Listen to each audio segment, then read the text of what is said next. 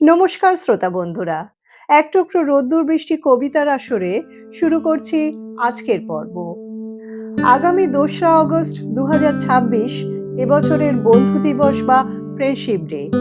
এক টুকরো রোদ্দুর বৃষ্টি কবিতার আসরের সকল বন্ধুদের জানাই আন্তরিক শুভেচ্ছা।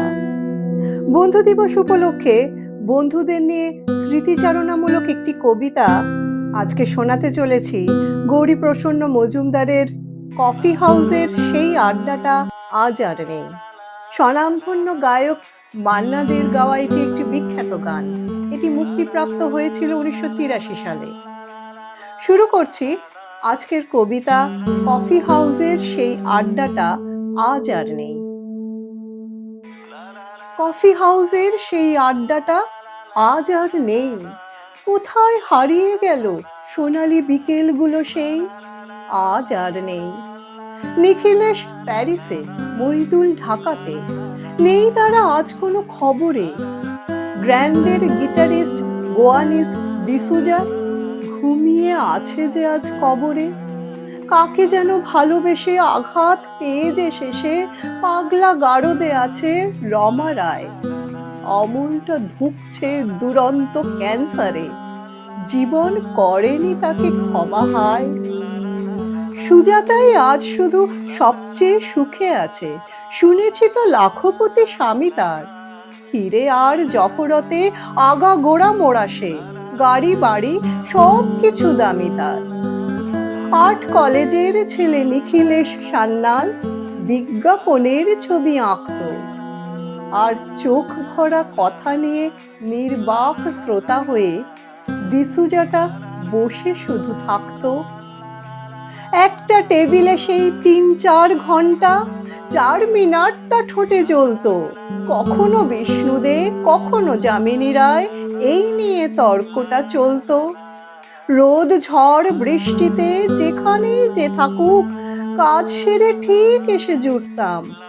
৪টেতে শুরু করে জমিয়ে আড্ডা মেরে ৭:৩০টায় ঠিক উঠতাম।